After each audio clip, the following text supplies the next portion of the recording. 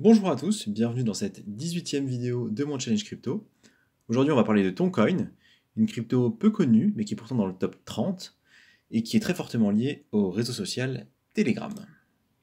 Alors en une phrase, qui va être un peu longue du coup, initialement c'était un système de paiement crypto qui devait être implémenté au sein du réseau Telegram. Ça a évolué parce qu'il y a eu des complications juridiques, notamment avec la SEC.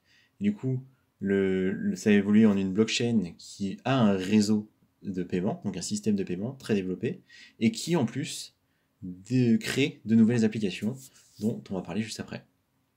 Au niveau de la valeur ajoutée, du coup, on est sur une blockchain de type Layer 1, donc qui vient proposer une alternative à des Ethereum, des Solana, etc., qui a quand même son propre bagage de base, son propre socle de travail. L'objectif, du coup, initialement, c'est de proposer des solutions de paiement qui soient rapides, sécurisées et pas chères. Et bien évidemment, décentralisées. Pas cher, on parle de 0,01 centime à 0,05, donc c'est vraiment pas cher. Et en fait, ils développent d'autres fonctionnalités. Donc, on a de la DeFi, on a des NFT, des dApps, donc tout ça existe déjà. Est en train d'arriver cette année le stockage, et plus tard même du cross-chain, avec notamment Bitcoin et Ethereum. Au niveau des personnalités importantes, ça a été fondé en 2018 par les frères Durov, qui sont les fondateurs de Telegram. Pour rappel, c'était en 2013, et donc en Russie, ils sont russes. L'histoire a été un peu compliquée parce qu'en 2000, au moment de sortir, donc entre 2018 et 2019, c'est bien les frères Durov qui l'ont développé, mais le projet a été stoppé par la SEC, qui a considéré qu'en fait, il s'agissait d'une securities, donc que ça pouvait pas être, que c'était pas réglementaire, donc ils n'étaient pas d'accord pour que ça sorte en l'état. Du coup, le projet a été shutdown, il a été repris par la communauté, donc il y a une grosse communauté derrière Toncoin qui a développé le projet via du coup la Ton Fondation. Il y a une DAO qui permet du coup la gouvernance. Donc tout ça en 2020 et le projet existe, a été lancé et d'ailleurs il évolue plutôt bien.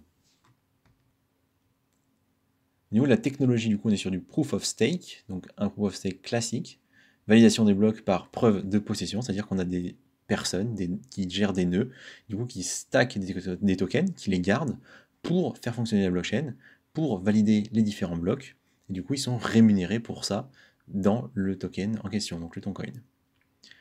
En plus de ça, on ajoute une couche de sharding. Le sharding, c'est, imaginons, le partitionnage de la blockchain, c'est-à-dire que plutôt que d'avoir une espèce de chaîne linéaire, on va la diviser, la fragmenter en plusieurs lignes, donc en plusieurs blockchains entre guillemets, qui vont chacune avoir leur propre spécificité, qui va rendre le tout beaucoup beaucoup plus efficace. Et donc ça va permettre une grosse hausse de la scalabilité, c'est-à-dire que concrètement pour nous, utilisateurs, ça nous permet d'avoir beaucoup beaucoup plus de transactions en même temps, et que ça va permettre en fait, c'est pensé pour permettre de supporter beaucoup beaucoup d'utilisateurs d'un seul coup, sans avoir une trop grosse perte d'efficacité, ni une trop grosse hausse des frais de gaz, qui sont des problèmes bien connus, notamment si vous avez déjà utilisé Ethereum en période de bull market. Au niveau de la tokenomique, la supply max est de 5 milliards, mais il faut savoir qu'il y a une toute petite inflation de 0,6%, qui fait que du coup elle pourrait potentiellement être dépassée, parce que je n'ai pas vu de mécanique de burn. Peut-être qu'ils en ajouteront plus tard, pour le moment j'en ai pas vu. Par contre au niveau de l'émission on est un peu light, c'est-à-dire qu'on est à 24% de tokens émis, c'est-à-dire qu'il reste les 3 quarts des tokens à émettre, ça fait beaucoup, ça fait une pression sur le prix qui est assez importante. Au niveau de la répartition initiale, donc comme il y a eu des soucis, etc., les chiffres sont pas évidents à trouver. Et ce que j'ai pu trouver comme information, c'est qu'apparemment les utilisateurs auraient au fil du temps 85% de la supply qui leur est destinée. Les développeurs, l'équipe, etc., la fondation se sont gardés 10% des tokens, et il y a 5% pour les validateurs, donc pour la rémunération. Donc avoir un stock, l'idée c'est d'avoir un petit stock avant de juste faire de l'inflation. Donc c'est une répartition qui est quand même très favorable aux utilisateurs, quelque chose qui est quand même appréciable. Au niveau de l'utilité du token, donc en proof of stake c'est classique d'avoir les gas fees, donc les frais de transaction sur la blockchain, les rewards de stacking bien évidemment, comme on l'a vu pour payer les validateurs, et la gouvernance, donc les droits de vote. C'est-à-dire que si vous avez du token, vous pouvez participer au vote pour déterminer dans quelle direction va le projet. On ajoute à ça tous les paiements sur la blockchain, parce qu'il y a beaucoup de fonctionnalités en plus qui sont déjà implémentées. Il y a le proxy, qui est une espèce de VPN, de système Tor, disons, sur la blockchain pour augmenter les chances qu'on ne puisse pas vous détecter ce que vous faites, qui vous êtes, enfin, pour augmenter l'anonymisation, disons. Donc on y voit les bons côtés ou les mauvais côtés, hein, mais en tout cas ça existe. Et a priori, ça nécessite d'utiliser des jetons. Donc c'est ça qui nous intéresse, hein, c'est que le jeton ait une utilité, nous, en tant qu'investisseurs. Les DApps, qui sont du coup aussi sujettes au paiement en token. Il y a la DeFi, il y a le stockage qui arrive là normalement avant la fin de l'année 2022 qui va nécessiter. Donc en fait, ce qui est bien, c'est qu'ils ont plein d'idées et bien plein d'utilisations de leur token. Donc on a des raisons de l'utiliser, de l'avoir et d'en racheter. Donc ça, c'est un très très bon point. Dans les choses qui sont intéressantes à savoir, c'est qu'il y a pour le moment 240 validateurs, si on en croit leur site internet, qu'il faut 600 000 tokens pour être validateur, donc ça représente un peu plus d'1 million de dollars, donc c'est quand même considérable, et c'est sûrement un des points qui fait qu'il n'y a pas tant de validateurs que ça. Au niveau des frais de transaction, une petite chose que j'avais notée, c'est que ce sont les vendeurs qui vont payer, ils payent un peu moins de 1%. Les acheteurs ne payent pas, donc on peut acheter tout ce qu'on veut, on n'aura pas de frais. Je parle des transactions bien évidemment. Donc au niveau des points forts, des points faibles, j'ai trouvé que le fait qu'il y ait beaucoup de fonctionnalités était un gros point positif, je viens de le dire, hein. Donc ils ont aussi un wallet d'ailleurs que j'avais pas mentionné. Ils ont d'ailleurs un wallet centralisé et un wallet décentralisé. C'est des points qui sont intéressants, à voir comment ils font marcher les deux. Le stockage qui est à venir, c'est cool, c'est des fonctionnalités en plus, ça utilise le token, on apprécie. En 2023, ils envisagent de faire un cross-chain, enfin ils envisagent, c'est ce qui est marqué dans la roadmap, hein, ils nous disent on va faire un cross-chain avec Bitcoin et EVM, donc pouvoir fonctionner, faire des transactions, payer potentiellement du coup en Toncoin les transactions. Donc ça c'est encore un point qui nous intéresse. Donc on a un token qui est utile, globalement c'est ça qui est cool. La communauté qui est forte, hein, et ça c'est simplement prouvé par le fait qu'en fait c'est la communauté qui a fait le développement du projet une fois qu'il a été shutdown par la SEC. Donc c'est vraiment bien.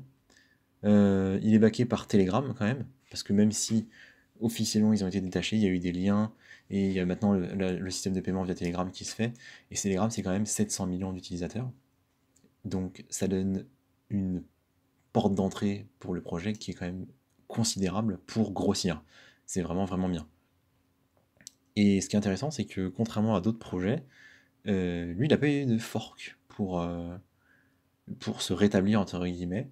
C'est-à-dire qu'il s'est auto-soigné, il a auto-guéri, il a avancé dans son développement, malgré les problèmes qu'il a rencontrés, sans faire de fork. Et pourtant, la SEC l'a bien shutdown et il a fallu tout refaire, quoi. Enfin, tout refaire. Il a fallu refaire une grosse partie et continuer la production.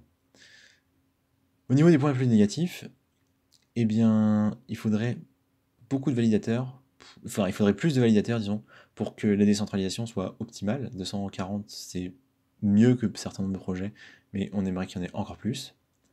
Personnellement, j'apprécierais une mécanique de burn, ça serait vraiment, à mon sens, optimal pour favoriser un cours du token qui soit toujours plutôt élevé, plutôt en tendance haussière.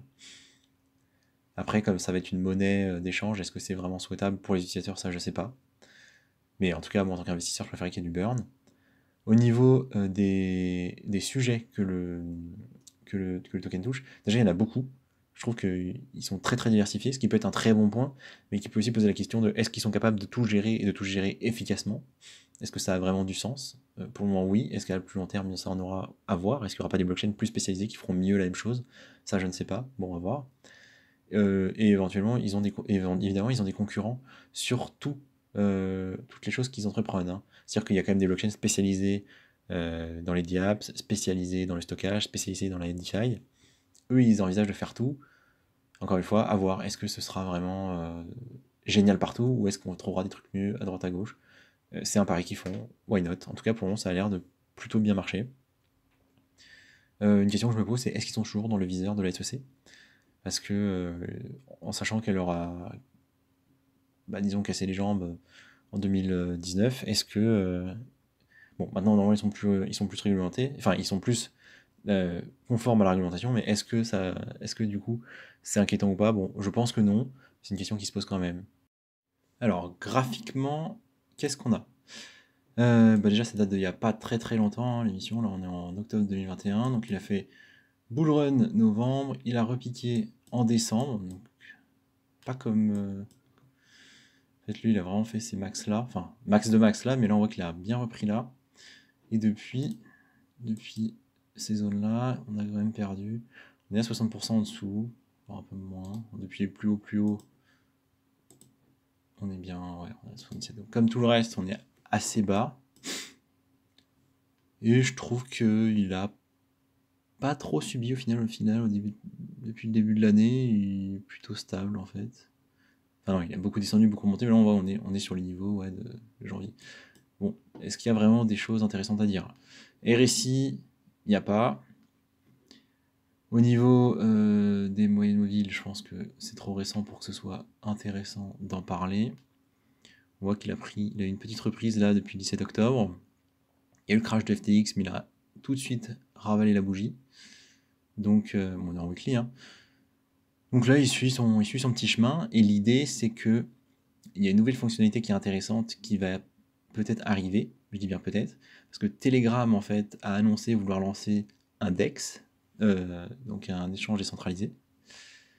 Et vu qu'ils ont déjà cette blockchain, qu'ils ont déjà ce jeton Toncoin, est-ce que ce serait pas Toncoin la monnaie de ce futur DEX? Auquel cas, le prix va skyrocket, hein, c'est sûr. Ça va être dingue parce que là, en termes de fonctionnalité, c'est vraiment, vraiment dingue.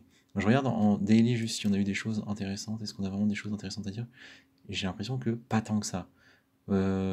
Si on attend une rechute de Bitcoin, je pense que les zones là qu'on a eues il y a quelques semaines, c'est pas si mal au final. Donc ouais, j'imagine qu'il va pas aller beaucoup plus bas que ça. À moins qu'on ait vraiment très gros crash, mais sinon ouais, je pense que au-dessus de 1,22, c'est intéressant de commencer à peut-être en accumuler un peu. Je reparlerai de ça à ce moment-là. Au final, graphiquement, j'ai pas tant de trucs que ça à dire. Donc je vais m'arrêter là. Merci de m'avoir écouté et à la prochaine.